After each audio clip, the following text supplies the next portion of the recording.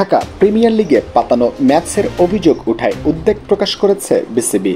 এক সংবাদ বিজ্ঞপ্তিতে দেশের ক্রিকেটের নিয়ন্ত্রক সংস্থা জানিয়েছে, ক্রিকেটীয় চেতনা লঙ্ঘন হয় এমন অসদাচরণের বিরুদ্ধে বোর্ড জিরো টলারেন্স নীতি অনুসরণ করবে।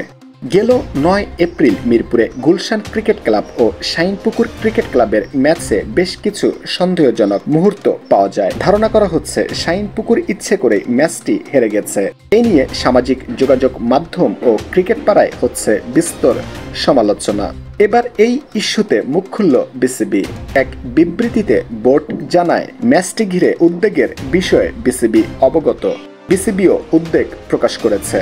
খেলার মর্যাদা ধরে রাখতে বিসিবি দৃঢ় প্রতিশ্রুতি পুনর্ব্যক্ত করতে চায়। খেলার স্পিরিট লঙ্ঘন হয় এমন কিছুর বিরুদ্ধে বোর্ডের অবস্থান অটল রয়েছে। বিসিবি জানিয়েছে, বোর্ডের দুর্নীতি দমন বিভাগ ও ডিপিএল এর টেকনিক্যাল কমিটি অভিযোগ তদন্ত শুরু করেছে। তদন্ত প্রতিবেদন অনুযায়ী বোর্ড ব্যবস্থা গ্রহণ করবে।